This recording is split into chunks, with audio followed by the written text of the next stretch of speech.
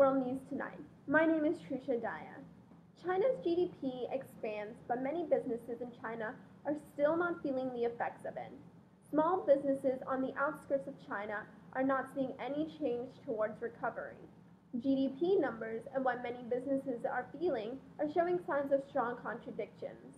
The main raise in GDP comes from railroad developments and government spending, though this is still not enough to bring a teetering country to a balance. China has asked families to start increasing consumption spending. Many families save over half their income, and the government has placed high taxes to penalize consumption, leaving many afraid to put money back into the system.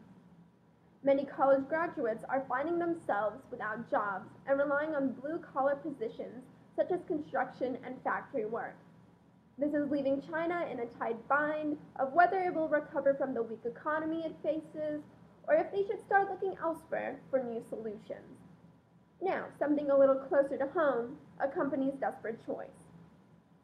Microsoft, which is now 39 years old, said on Thursday that it was laying off up to 18,000 employees. The job cuts would be the largest in the company's history, representing about 14% of its workforce. On Thursday, the CEO said in an email to employees that layoffs were an effort to move faster, a message that he was trying to get across repeatedly in recent months. The job layoff has hurt many workers in what their next step should be. The families are really starting to feel a crunch from the lack of income they will shortly be faced with. Now over to my colleague Tamika Woods. Thank you. Thank you, Trusha.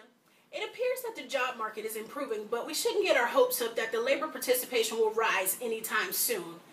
As of June, only 63% of Americans over the age of 16 participate in the labor force, compared to 66% in 2007. The White House expects the labor force participation rate to continue to decrease even as the economy regains its strength. Economists agree that the labor force participation rate will continue to fail in the future as the U.S. population ages. The labor force participation for men ages 25 to 54 has been declining since the 1950s, and for women since the late 1990s. Some economists believe that workers are deciding to put their job search on hold until the economy improves, and some are going back to school to beef up their resumes. Regardless of the reason, it's a disturbing sign because it may mean the U.S. economy less potential for growth. CEA economists believe immigration reform could be the most powerful policy that could counteract a declining labor force. Since immigrants tend to be younger and participate more in the job market, the Congressional Budget Office estimates that the Senate's immigration reform bill could increase the labor force by 6 million people in 2023. In other news, Jose Roca of the National Association of Sex Clubs in Spain thought it was a joke when he received a phone call from the government statistics agency asking if he knew the average price of a session with a prostitute or the cost of a room at a brothel. The questions were indeed not a joke.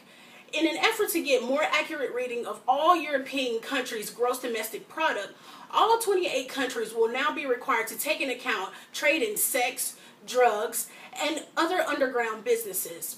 For Italy, this means that they will start taking into account smuggled alcohol and tobacco. However, they will not go as far as to include business conducted by the Italian mob, mainly because they're hard to pin down. France is refusing to include sex in its numbers out of concern that prostitution often stems from sexual slavery. For some governments, the illicit activities will not count for much, but in the Netherlands, these activities count for close to 0.4% of their GDP. Statistic agencies believe that whatever the increased ratios may be, debt will not be easier to service because taxes cannot be collected from illegal activity. I'm Tamika Woods, and thank you for tuning into World News Tonight.